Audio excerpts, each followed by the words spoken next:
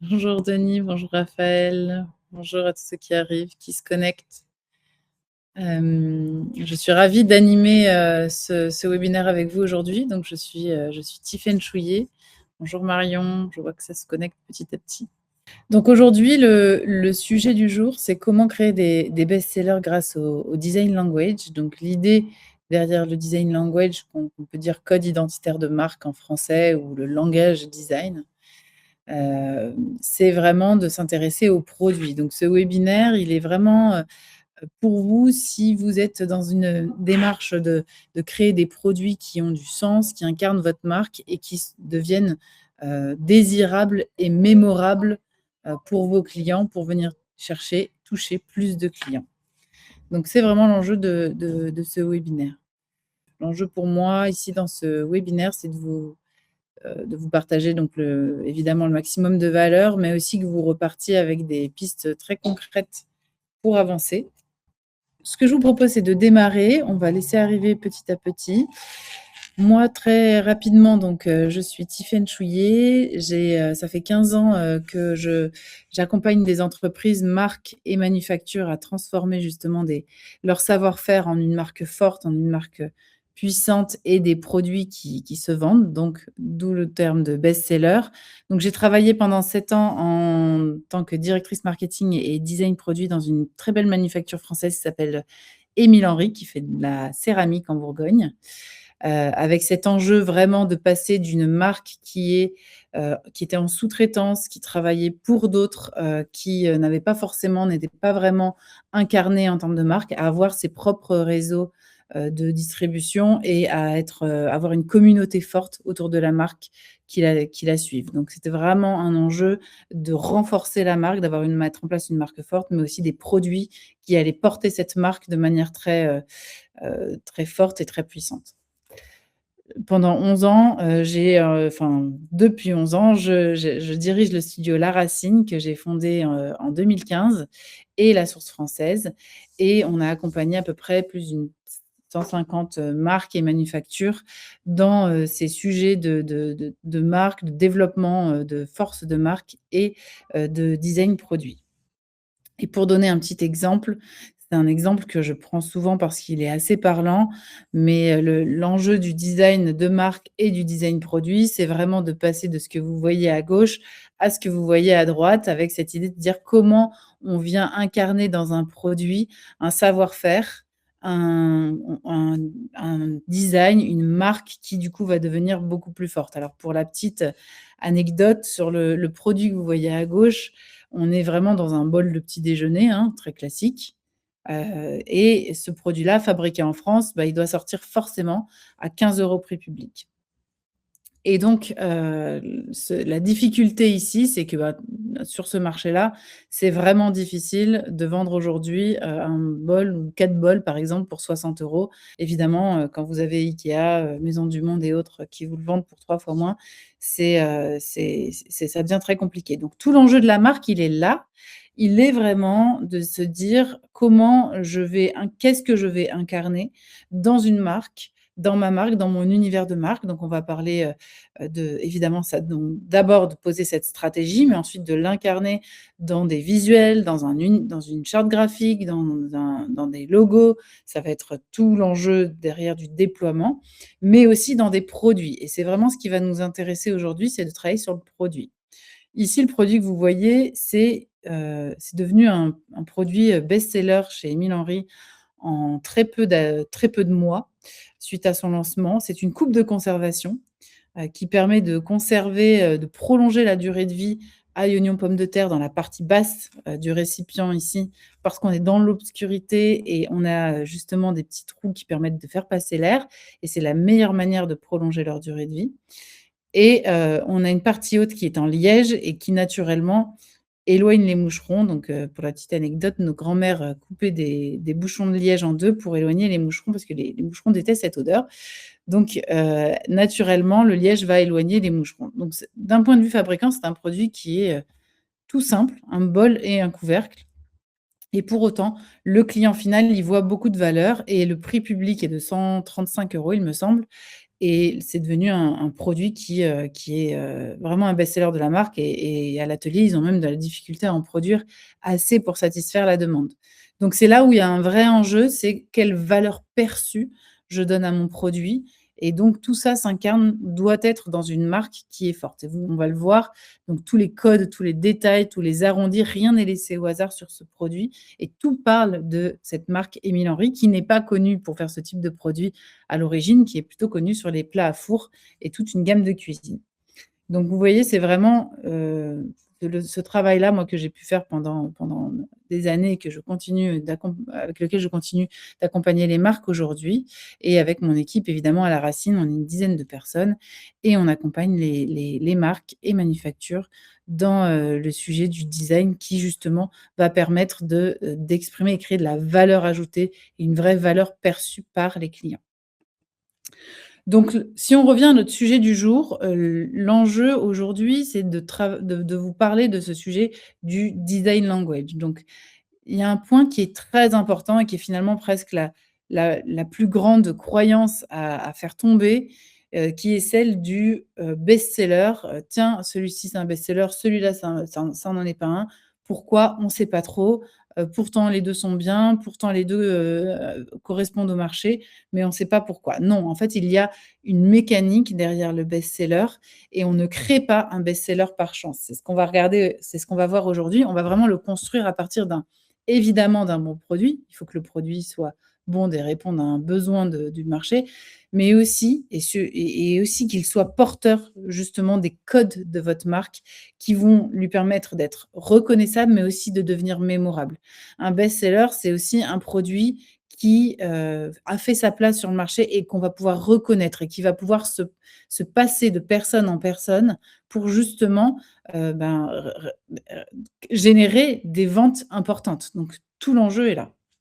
Donc travailler sur le design language, c'est vraiment un enjeu important, heu, notamment dans le travail autour de vos ventes et au travail évidemment tout est, commercial.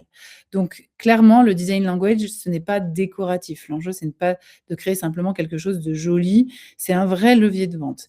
Dans un premier temps, le design language, donc mettre en place et on va rentrer dans qu'est-ce que le design language? Donc évidemment, c'est toute une grammaire de marque qui finalement sont plein de petits codes visuels qui vont permettre aux clients de reconnaître votre produit. Donc le design language, c'est vraiment cette grammaire qui est une grammaire matérielle, qui est une grammaire forte, une grammaire de marque qui va permettre de se dire: «Bah, je n'ai pas besoin de lire le logo pour reconnaître la marque» et ça, c'est un point très important.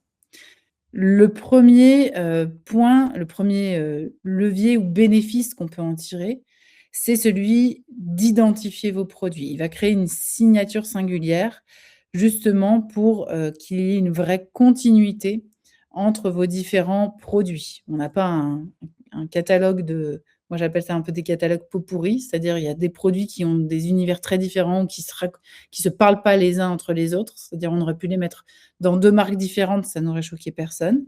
Donc le premier, c'est d'identifier. Le deuxième, c'est d'exprimer. Le choix de ces codes, de ce design language, c'est un choix qui doit être conscient et qui malheureusement ne l'est pas tout le temps. Il doit vraiment être conscient, il va rendre tangible une vision, votre vision de marque, votre stratégie de marque, vous allez l'incarner et l'exprimer. On va revenir sur ce point-là. 3e point, c'est de guider. 3e bénéfice, c'est de guider. Il va guider votre création ou votre équipe créative justement dans qu'est-ce qui représente notre marque, qu'est-ce qui ne la représente pas. Donc ça, c'est vraiment important ou guider aussi un fabricant, c'est ça fait partie de notre marque, ça n'en fait pas partie. Ce code-là, il la représente ou pas. Donc c'est un vrai outil pour bien guider et c'est pour ça aussi qu'on appelle parfois ça une charte ou une plateforme produit parce que justement, on vient cadrer qu'est-ce qui est de l'ordre de notre expression, quand on crée un nouveau produit et évidemment, il va permettre de vendre parce qu'il va aussi être un repère d'achat pour vos clients et c'est ce qui rend le produit reconnaissable et donc le produit mémorable. C'est vraiment ce qu'on veut dans le temps, c'est qu'il soit mémorable. Donc là, l'enjeu, c'est vraiment aujourd'hui d'aborder 3 grandes clés qui vont vous permettre de transformer finalement ces produits en best-seller ou en tout cas de définir quels sont les détails, tous ces éléments que vous allez pouvoir mettre en place, pour créer un produit fort.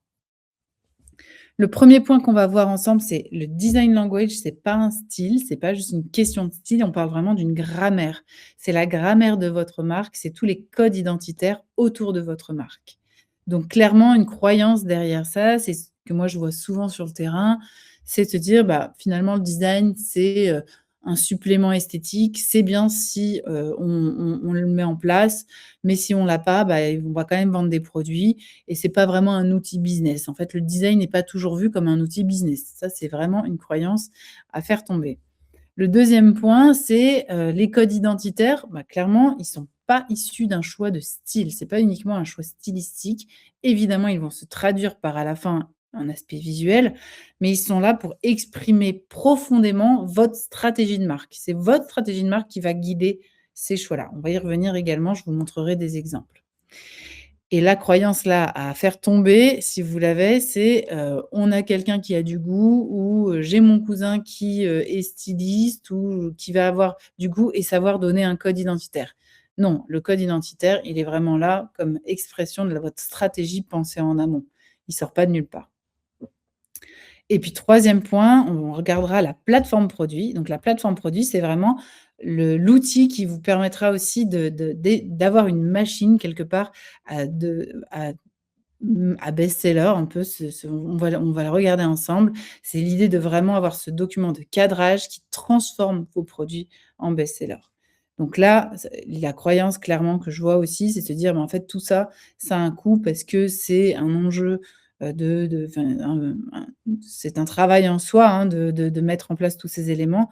Mais clairement, on voit que derrière, c'est un investissement qui est tellement rentable, dans le temps que, vous allez voir, ça peut changer vraiment qu'il y ait un avant et un après et moi, c'est ce que je vois vraiment beaucoup sur le terrain. On voit les marques qui font ce travail-là, elles ont une vraie augmentation, significative du chiffre d'affaires derrière. Donc, la première clé, c'est, en effet, le design language, c'est pas un style, simplement qu'on va ajouter à vos produits, mais on parle ici, là, vraiment de la grammaire de votre marque. Donc ces 2 croyances, c'est déjà de se dire: «Le design language, c'est un logo et une palette de couleurs, ça me suffit pour avancer». Non, clairement, le design language, on va le voir, c'est vraiment un système complet de signes, de formes, de matières, de récits qui vont être cohérents sur tous vos supports. Pour que votre marque, quand elle existe, elle existe sur un site internet ou sur un produit, on puisse la reconnaître. Donc vous voyez, on fait des liens clairement entre les 2 et les 2 ne doivent pas être dissociés. La deuxième croyance liée, c'est, heu penser que le design language ou que ce travail-là va être réservé à des marques de luxe, des marques de design ou de mode, mais pas à un industriel ou pas à un artisan qui, va faire les choses différemment. Clairement, non. Toute manufacture, tout atelier, tout artisan a déjà des codes techniques, des matières, des gestes, et une stratégie de marque surtout qui va devenir un langage et ça s'applique à tout niveau et à toute échelle et c'est ce qui permet souvent à un artisan d'art de bien fonctionner. C'est ce qui permet à une jeune marque de sortir rapidement du lot. C'est parce que justement tout ce système-là a été pensé en amont. Donc clairement, le design graphique et le design language, c'est pas la même chose. Le design graphique, c'est vraiment déjà dans un premier temps, de penser le logo, la palette de couleurs, la typographie, tout ce qui va constituer votre charte graphique. Le design language, là, on parle de design industriel. C'est le système de signes, de formes, de matières que vous allez poser sur vos produits et qui vont permettre d'avoir une cohérence forte dans le temps et qui va vraiment devenir votre grammaire. C'est votre grammaire en produit qui fait que vos produits sont reconnaissables. J'ai pris quelques exemples ici, pour l'illustrer, mais par exemple, vous n'avez pas besoin de voir, écrit Louboutin sous une chaussure, pour voir que c'est une Louboutin parce que sa semelle est rouge. Ou la boîte, orange d'Hermès, elle est tellement reconnaissable qu'on n'a pas besoin de lire Hermès dessus pour penser à Hermès. C'est la même chose pour toutes ces autres marques que vous voyez ici. Apple, Tesla, Montblanc, on a ces codes qui sont tellement forts et c'est intéressant. Par exemple, si on regarde Montblanc, c'est pas uniquement le petit flocon blanc au bout du stylo, c'est la courbure du stylo, c'est la matière, ce travail de doré mélangé à cette, brillance du noir. C'est tout ce travail-là qui a été défini, qui fait qu'un stylo Montblanc, quand il sort aujourd'hui, il porte ces codes-là pour qu'on le reconnaisse et pour qu'on puisse s'en souvenir. C'est vraiment l'enjeu, principal. Donc clairement ici, le point important, c'est de se dire que le design, c'est pas un supplément, ça vient pas en supplément, simplement d'un produit. C'est vraiment un système, pour le business, pensé pour la vente et ça va vous permettre de passer de simplement je conçois des produits isolés avec des styles peut-être un peu différents à chaque fois, avec des univers différents, à j'ai une vraie plateforme de codes qui sont reproductibles de produit en produit. C'est aussi passer de: «Je m'inscris dans la tendance, les gens aiment ça, je» voilà, à: «Je crée un langage reconnaissable et durable» pour que mes clients puissent, me reconnaître, mais puissent aussi se rendre compte, finalement de mon univers de marque. C'est pas uniquement, de traduire un style, c'est vraiment de sentir une stratégie et de la profondeur dans la marque et donc ça me permet aussi de passer de simplement vendre un produit à vendre une vraie signature que je vais reconnaître sans avoir besoin de voir le logo. Donc on voit vraiment que les entreprises et quand vous regardez autour de vous les marques qui marchent, qui savent vraiment se développer, elles ont toutes une grammaire design qui leur est propre et donc elles vont avoir ce design qui est clairement intégré dans leur stratégie produit. Et ça, c'est un point important. Alors, peut-être un petit point parfois qui est intéressant quand on a un savoir-faire, c'est que ces codes visuels, ils peuvent aussi être inspirés. Évidemment, la priorité, c'est de les inspirer de votre stratégie de marque, mais aussi on regarde évidemment la technique, on regarde les gestes fondateurs, on peut regarder, une signature. Peut-être que vous avez déjà des choses existantes dans vos éléments de reconnaissables. Une matière, ça peut aussi être une contrainte finalement qui devient un signe intéressant. Je vais vous donner des exemples, ce sera sûrement plus parlant.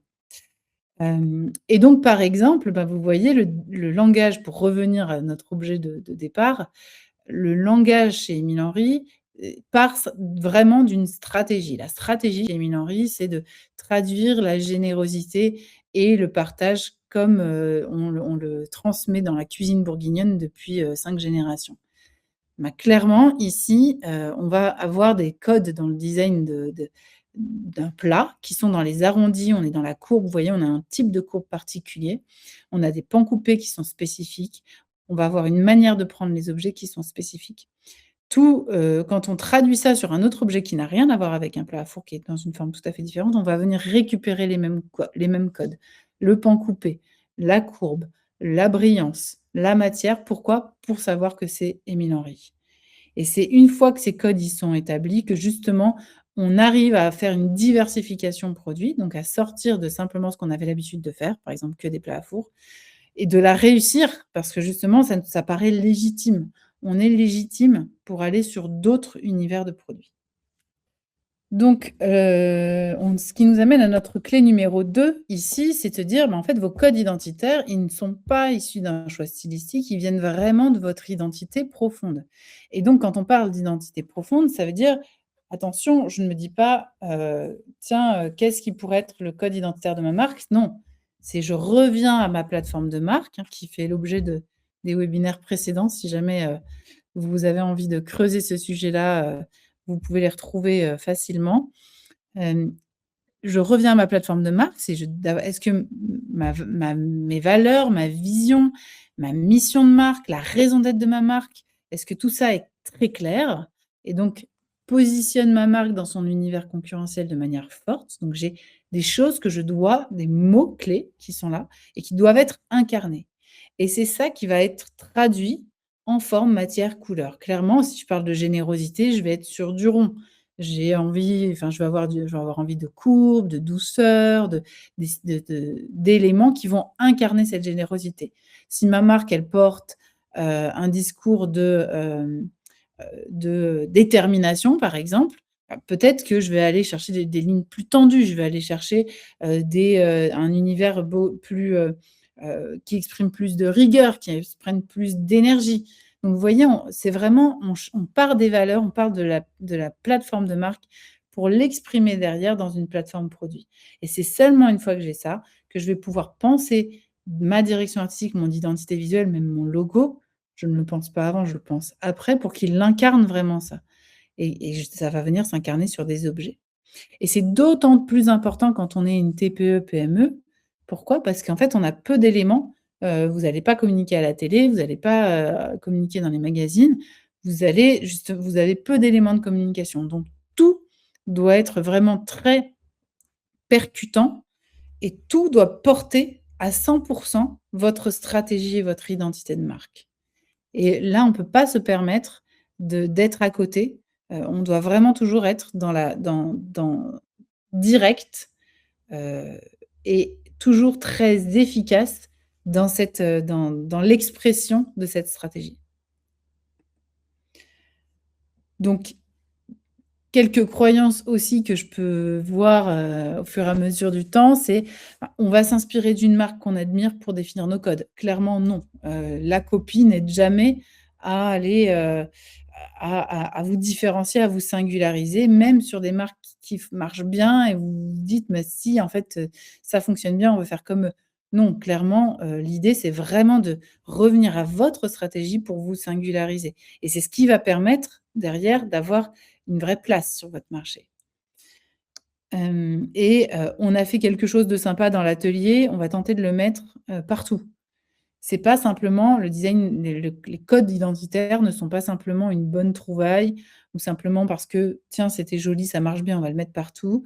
C'est quand même un travail qui est stratégique et c'est ce que s'il y a un message à vous faire passer aujourd'hui, c'est celui-là, c'est le design, c'est un univers stratégique et justement, on doit sortir de: «Tiens, la jolie trouvaille qu'on va déployer partout». Donc on doit toujours revenir à sa marque. Je vais prendre l'exemple ici, d'une manufacture qu'on a pu accompagner, au studio. En fait, c'est même une création de marque, donc c'est là où c'était intéressant. On a intervenu au tout début, encore aujourd'hui évidemment, mais surtout au tout début, pour, la mise en place de cette marque qui n'avait pas de nom et qui, simplement, était, un projet, le projet d'une famille dans du Pays basque. Donc c'est la famille Devoucou qui, avait pour métier, celui de la sellerie, donc avec un nom d'entreprise qui s'appelait Façon Cuir, qui s'appelle toujours, mais ils ont revendu leur atelier pour se consacrer uniquement à leur marque aujourd'hui. Donc avec ce savoir-faire de sellier et ils avaient pour projet, donc ils sont, une famille, on va dire de 4-5 personnes, et ils avaient pour projet de lancer, leur marque de maroquinerie. Alors vous imaginez bien 4 ou 5 personnes à prendre la parole autour de la table, forcément tout le monde a des avis différents. C'est là où l'enjeu de la stratégie de marque est aussi très intéressant. On va venir clarifier et on va venir définir les opportunités qui s'offrent à nous. Donc on part d'un savoir-faire avec un enjeu qui est celui d'avoir une marque qui soit pérenne et qui se développe bien sur son marché, dans la maroquinerie. La première étape, évidemment, on analyse le marché, on regarde notre histoire, nos racines, d'où on vient, notre savoir-faire, qu'est-ce qu'on a envie d'exprimer et tout ça fait l'objet de la plateforme de marque. C'est pas l'enjeu de notre travail ici, mais je vous le rappelle, c'est vraiment important de vraiment redéfinir nos valeurs, qu'est-ce qu'on veut vraiment porter, qu'est-ce qui a du sens pour nous, pour que tout ça s'incarne très clairement d'une manière puissante dans, votre plateforme de marque. Et en parallèle, c'était très intéressant de regarder évidemment les savoir-faire à disposition. Aujourd'hui, on était dans la sellerie, donc c'est ce qui est un peu, ce qui était aussi, assez clé et assez, pertinent ici, c'était de dire: «On va partir d'une marque, qui a un savoir-faire de sellerie pour aller dans la maroquinerie». OK, ce sont 2 savoir-faire qui sont pas trop éloignés, pour autant, c'est 2 univers qui n'ont rien à voir. On parle de l'équitation et de la mode. Donc on est dans 2 mondes qui n'ont rien à voir. Dans la sellerie, on a ces codes-là de l'ornement, on va avoir notamment ce travail de mélange de matières, ou le cuir repoussé qui historiquement dans la sellerie, on avait ce type de détail. Le lien et l'harnachement, les boucles sont très présentes évidemment. Le travail du relief, du matelassé, donc tous ces codes-là, on est venu les répertorier pour se dire: «Bah, voilà, ça c'est ce qu'on a, c'est notre patrimoine finalement de savoir-faire et tout ce qu'on a, on va voir comment on va l'utiliser pour créer des codes identitaires dans notre marque de maroquinerie cette fois».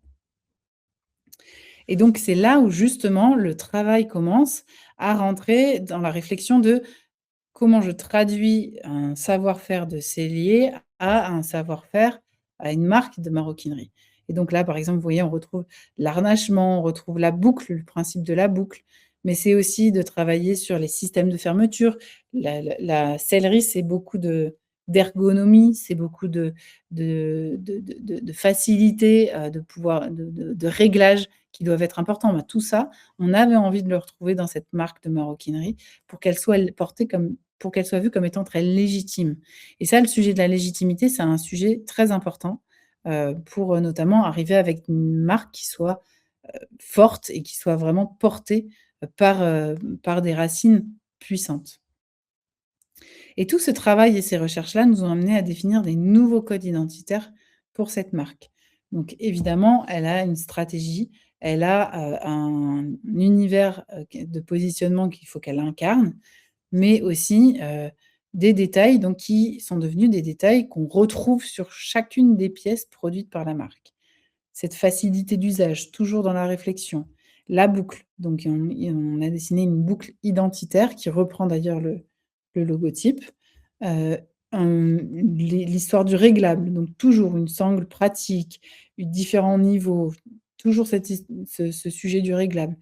Ce point qui revient, le point sellier, le tressage, mais aussi le bimatière qu'on va retrouver intérieur-extérieur. Donc tous ces codes-là, vous voyez, ils sont posés, ils sont issus de cette, analyse de patrimoine, mais ils sont aussi venus dans le design raconter le positionnement de la marque, celui qu'on voulait, atteindre avec cette nouvelle marque. Évidemment, quand on pense, à l'univers de design, on pense aussi aux couleurs, on pense aussi aux matières et donc de définir un périmètre, c'est super important. Les marques et peut-être que c'est aussi votre cas, ici, certaines marques sont parfois en sur-mesure et donc c'est très difficile de définir son univers quand on fait que du sur-mesure pour ses clients. Si c'est le cas et que vous avez envie de développer votre marque, c'est important de différencier ce qui est de l'ordre du sur-mesure et sur lequel vous allez plus ou moins communiquer et ce qui est le cadre de votre marque. Parce qu'une marque, c'est avant tout un parti pris. C'est surtout pas un pot pourri. C'est avant tout un parti pris et donc un parti pris de couleur, un parti pris de matière. Ça nous a amené à créer la marque Hero, donc le nom, il n'existait pas, il est venu après, une recherche et après une stratégie avoir défini évidemment la stratégie de la marque. Donc c'est là que vient le nom Héros et il vient incarner cette idée de racine, origine, notamment liée au Pays basque, puisque c'est toute la raison d'être de la marque, chez Héros qui est liée, au territoire. La raison d'être justement de cette marque, c'est, de créer du lien et de valoriser ce lien entre les générations et au territoire et donc c'est pour ça qu'on va retrouver une dimension générationnelle forte dans les visuels. C'est pour ça qu'on va retrouver la présence du territoire de manière assez forte et toujours en ayant ce clin d'œil au Pays basque, qui était cher, à aux dirigeants. Et donc derrière, évidemment, ça s'incarne dans un storytelling, dans un univers visuel, mais vous voyez bien le cheminement. On part de la stratégie pour derrière l'incarner en termes de code visuel dans le design, dans la communication, dans tout ce qui va découler finalement de cette stratégie. Jusqu'à, bah, jusqu'au au visuel de marque, mais évidemment, comme on le voyait, dans le produit, donc ça, c'est les 2 premiers produits qui sont nés de cette marque. Ce modèle-là, donc là, vous l'avez en dessin, là, il est en photo, avec vraiment ces codes qu'on va retrouver d'un produit à l'autre. Donc là, on va le retrouver sur le sac à dos, on va retrouver la boucle, on va retrouver les détails qui sont très importants, ce bicouleur qu'on va retrouver, quasiment sur chaque modèle. Donc ça, c'est vraiment l'enjeu de créer une marque qui soit, très, reconnaissable. Et pour vous donner l'exemple, Hero, c'est une jeune marque parce elle doit avoir 4 ans. Aujourd'hui, c'est une marque qui se développe très bien, qui se développe notamment, en local, mais qui se développe aussi beaucoup, heu, en France et à l'international par des revendeurs. Donc là où c'est intéressant, c'est que clairement, en peu de temps, ils ont réussi à vraiment développer leur marque. Il y a à peu près 150 revendeurs aujourd'hui. C'est une marque qui a une croissance, très intéressante. Parce que tout est très cohérent et tout est singulier parce que ça leur ressemble, mais rien n'est laissé au hasard. Donc c'est vraiment, ce qui est important ici, si on doit se rappeler quelque chose, c'est vraiment de se dire qu'on a un langage qui est issu de notre stratégie de marque et qu'on va retrouver du produit, de l'identité visuelle au produit, à l'espace. Tout ça doit parler le même langage. J'espère que c'est clair pour vous. N'hésitez pas si vous avez des questions, on peut y répondre. J'essaye de regarder aussi le chat en direct, si vous en avez. Donc clé numéro 3, qui est notre, 3e clé de la journée, la plateforme produit. Qu'est-ce que c'est que la plateforme produit?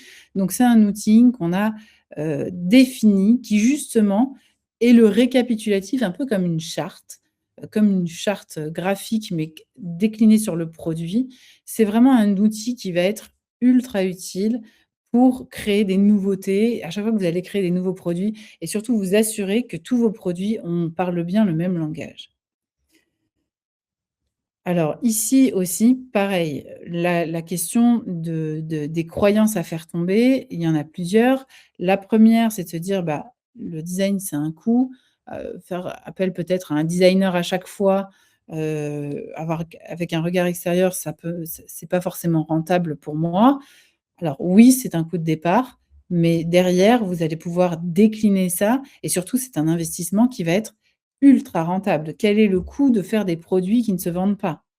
Il est beaucoup plus supérieur à celui de mettre en place une stratégie design qui va avoir du sens et qui va, être très percutante pour vos clients. Donc vous allez ici gagner du temps, comme on l'a vu pour Hero, hein, c'est aller très vite et de la marge. Et donc la problématique du budget qui revient aussi, et du temps et clairement ici, c'est, un investissement que vous allez en plus amortir sur toute votre gamme, donc pas uniquement sur un seul produit.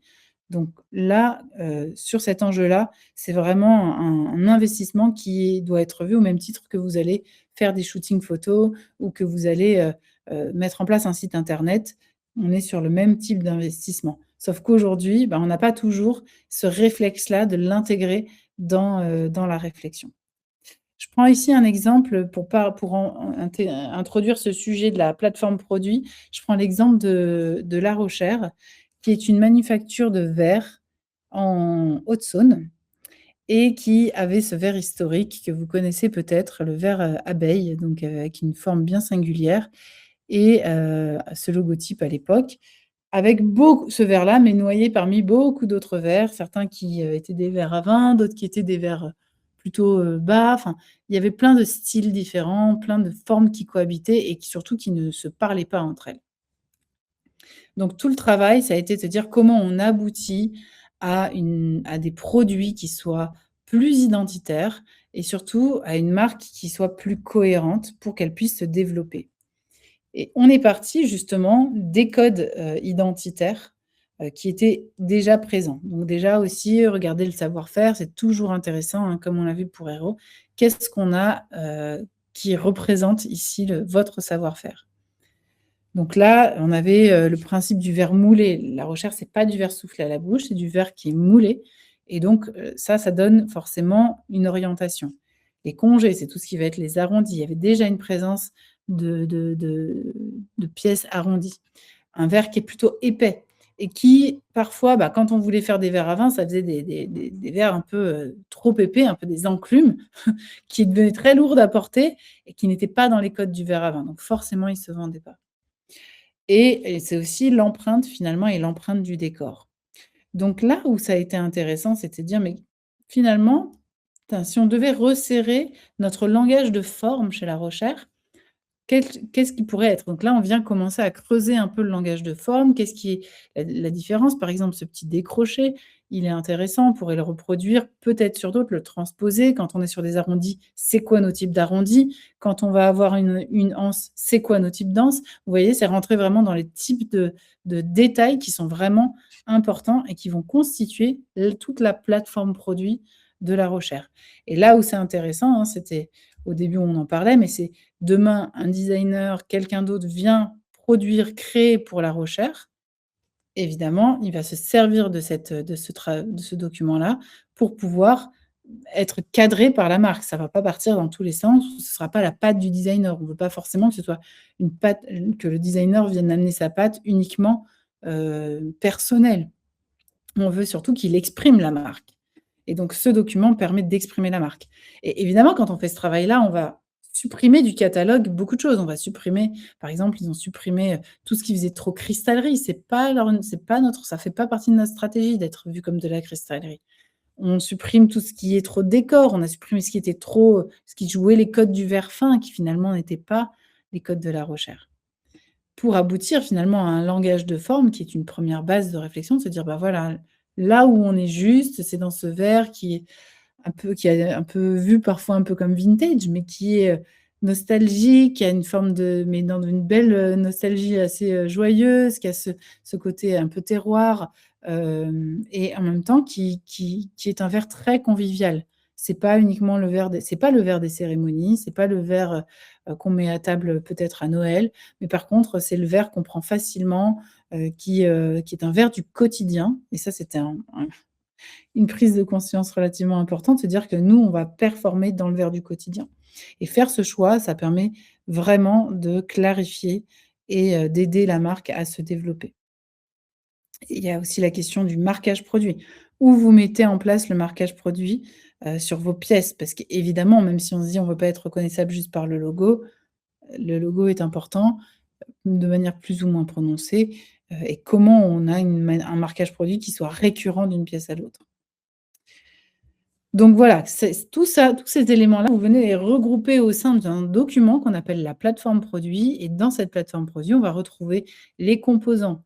On va retrouver par exemple, la boucle qu'on va retrouver de manière régulière ou des matériaux récurrents. Est-ce qu'on a des finitions particulières? Les principes de construction, comment on monte un produit chez nous? Les formes, les proportions qui sont typiques de la maison. Et le pot de produit dont je vais vous parler juste après. Mais c'est du coup, ça tout ça va vous permettre d'avoir vraiment une signature qui soit très reconnaissable, de faire en sorte que vous ayez pas, quand vous développez des nouveaux produits, des produits qui sortent complètement de la ligne directrice que vous vous êtes donnée et que votre client final ne va pas comprendre et s'il ne le comprend pas, pourquoi cette marque sort ce produit-là, ça ne fonctionnera pas. Un produit très bien peut ne pas du tout marcher chez vous et marcher dans une autre marque. Pourquoi? Parce que s'il n'est pas aligné avec votre stratégie et votre identité, votre client ne le comprend pas. C'est pas et tout ça, c'est pas un mécanisme conscient, c'est que pour lui, c'est pas naturel de l'acheter chez vous. Donc, le levier, c'est de rationaliser le développement, d'optimiser la fabrication. Évidemment, ça va vous aider à simplifier, de capitaliser sur vos savoir-faire et d'accélérer l'innovation, clairement, dans un cadre qui est maîtrisé, qui est défini. Donc, c'est aussi là où la plateforme produit, de poser ces éléments-là, ça va vous permettre d'arrêter des produits qui sont un peu hors sujet, qui sont pas dans les codes, qui représentent pas assez votre marque et d'accélérer justement, la création de produits qui sont complètement dans votre univers et que votre client va comprendre, donc qui vont les rendre mémorables et donc qui vont créer des best-sellers derrière. Alors, pour compléter ce sujet best-seller, un point qui est important, c'est le POD. Donc ici, le POD, vous voyez, c'est un outil que nous, on utilise beaucoup au studio. Ça, on est dans le cadre de la recherche ici et chaque POD est différent. Donc pourquoi POD? Ça veut dire point de différenciation, point of differentiation, du produit. Qu'est-ce qui fait qu'un produit, ce sont des adjectifs en général qu'on vient placer ici, les adjectifs qui représentent les produits de votre marque et ils doivent être assez précis. On ne peut pas juste dire, un produit, sympa. faut que ce soit quand même assez précis et surtout quel est l'effet qu'on veut que le produit produise au niveau du client. Donc typiquement chez La Rochère, il y avait ce côté, c'est un produit qui est pratique, qui est résistant. Ça doit se voir et ça se voit parce qu'on assume maintenant notre verre épais. Donc c'est bien pensé et c'est solide. Donc ça, c'est un premier point.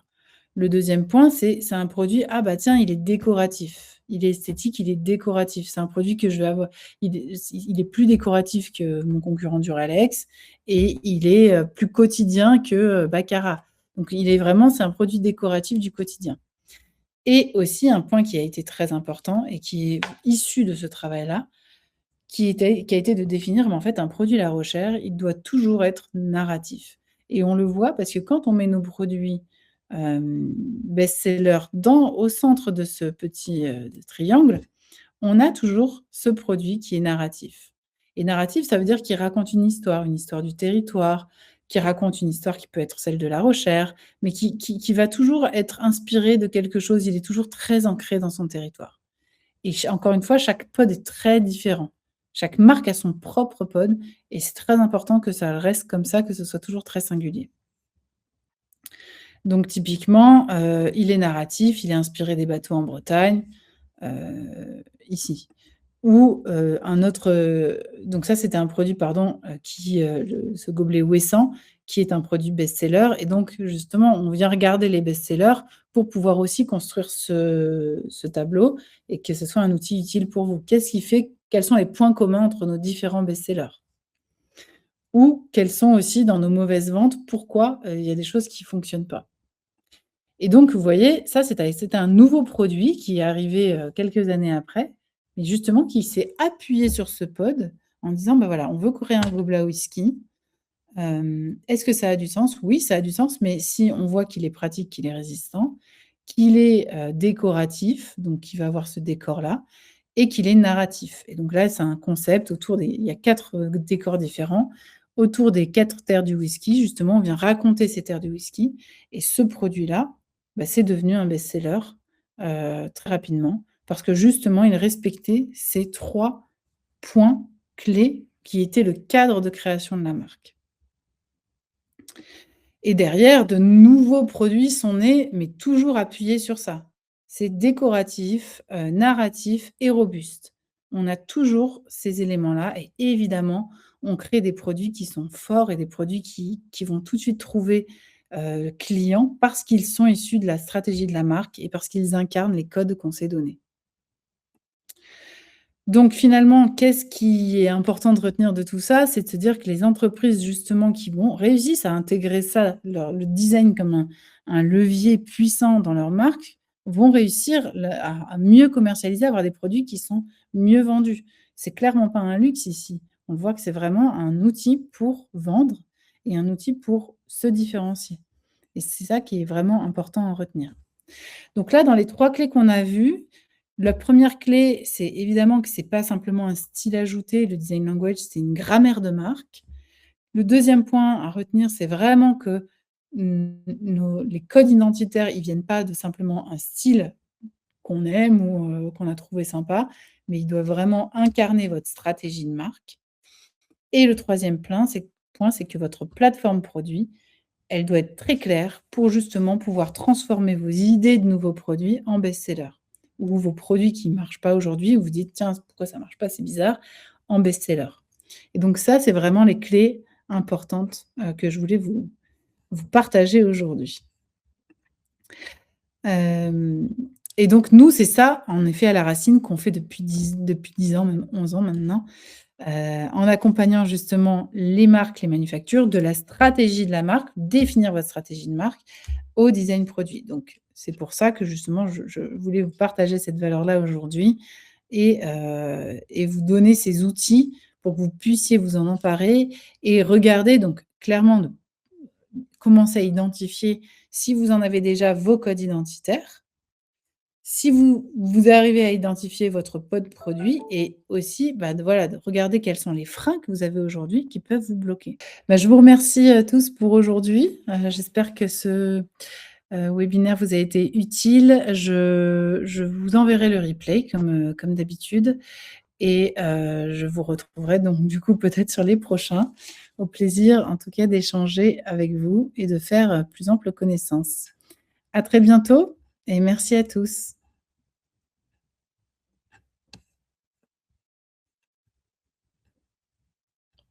Merci, merci pour vos retours. À bientôt.